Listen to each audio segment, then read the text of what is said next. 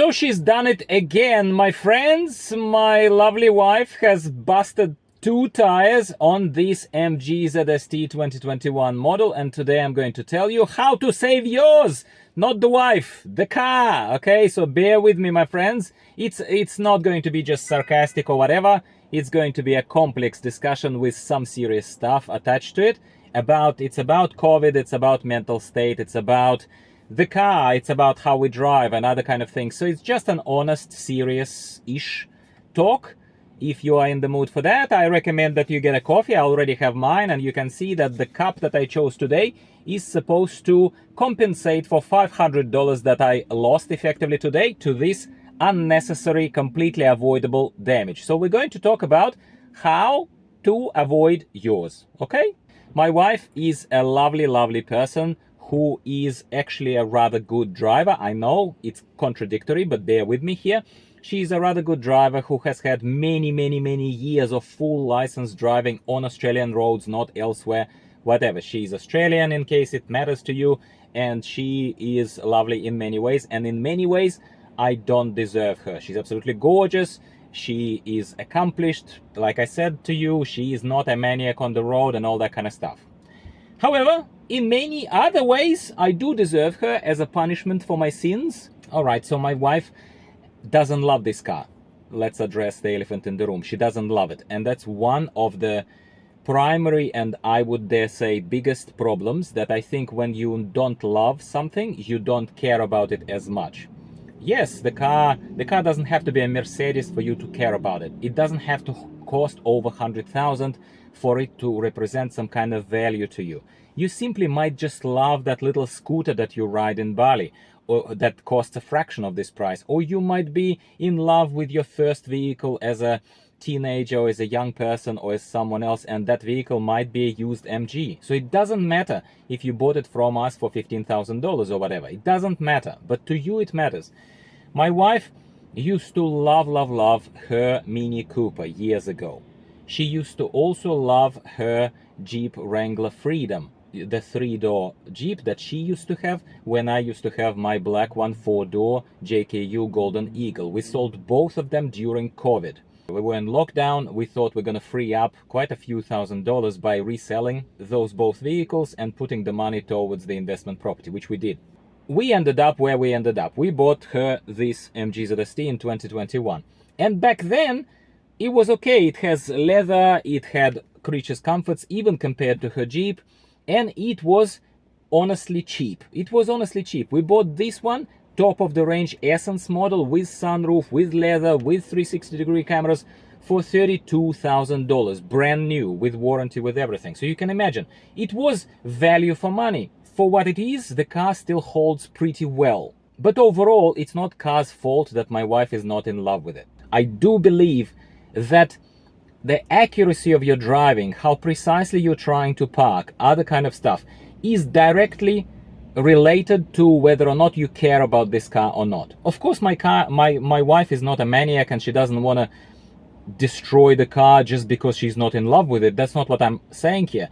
But hopefully you're aligning with me on point number one. Point number one is that if you're not in love with your vehicle and you kind of just like meh, slowly, in the pressure of life, as pressure builds up, as timing builds up, you need to be somewhere fast, you need to park quickly, you need to reverse quickly, whatever, you kind of don't have that little 5% of attention span on the fact that you also want to preserve your baby of a car. Do you remember that time when you had, perhaps, hopefully, I wish it for you, I definitely did have at least glimpses, at least moments in my life, and so did my wife, when it's like, oh, this car is my baby, I really care about it. Do you know what I'm saying? Because if you don't, then I already lost you.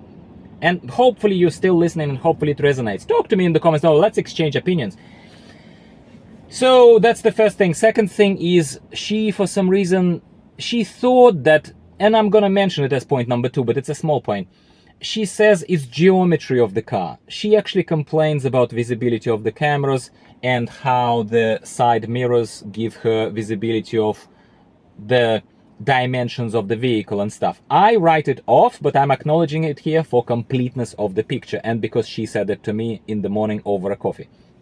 She says, it's kind of the first car where I perhaps don't feel exactly where that front wheel is when I'm pulling over and I scrape heavily the, you know, the curbstone.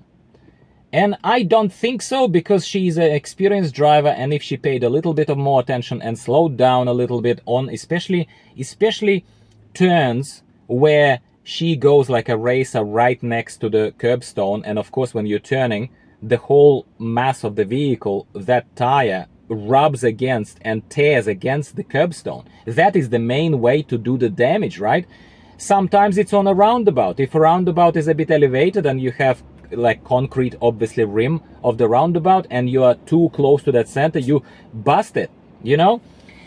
So she says it's about the dimensions. I don't think so. I don't think so. And finally, again, and not towards COVID, and it's not just about pure whether you love your car or not. I think it's about general happiness.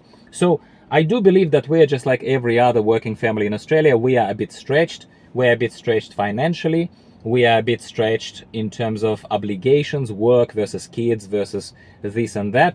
And I think after COVID, everyone emerged from COVID in various different ways. Some people emerged rather damaged. I wouldn't say that's us, God bless. But at the same time, when you start picking apart a complex problem of why an accomplished, intelligent, good person who is not a yobo, who is not reckless, who is a good driver by every stretch of imagination, why suddenly within a stretch of a couple of years lately, like last couple of years of her driving this car, why is this a second time I end up at lovely people in Gladesville, New South Wales, in Sydney, at Bob Jane T-Mart, and why do I have to pay now for extra tire being busted? We never had to do it, and it's kind of a development of recent time, post-COVID, that's for sure, of the past 2.5 to 3 years. That's when all this stuff was happening. And I wanted to offer you this self-reflection narrative for you, perhaps to align with your own, and maybe it will help you slow down. Literally just slow down. And what I say when I say slow down, I would like to encourage you not just slow down literally as you drive, as you turn, as you park, because my wife needs to slow down and you need to slow down. But also in life, I do not want to suddenly turn this channel into a mental health advice channel, but this is a point of, it's a casual channel, first of all. It's not a mainstream car review channel, if you haven't figured that out yet. And this is me being, again, human with you and welcoming you to be human with me. And I can tell you that for us, using this as a point of reflection and say, listen, take more breaks from work. Pay attention to your surroundings. Be more mindful in the moment. Don't be on your phone. Well, obviously, as you're driving, be a little bit more mindful of just your mental state, that you are actually aware of what's happening around you. Be a bit more present in the moment. I think that these are good advices that I don't need to be a health professional in order to try and reinforce / broadcast them from my small tribune of my channel. So, and once again, a massive shout out to my people at Bob Jane T-Mart. I think that they have accommodated the need to replace this tire. I thought that I was going to replace the tire, only one tire, only that one that was obviously like a bare molded. Honestly, that's what it looks like. Oh my God, like, what did she do? I don't even know. What did she have to hit to do that kind of damage? Is just freaking crazy. I'm sure you would agree. But they were like, yeah, no worries, man. Like, really, really lovely. Did the alignment of the wheels. Offered me a little bit of a discount because I bought 2 tires from them. So they said, listen, your second tire is also busted. It's just not showing as much, but the other tire is also busted. Replace it while you're replacing one. It's also safer to have the same brand and the same thread of the tires on both sides, as opposed to only one and the others are whatever else we have, Michelin primacy. And that's it, my friends. So this is a slightly serious. I hope you had a sip of coffee. I certainly finished my coffee just before I started talking to you on this.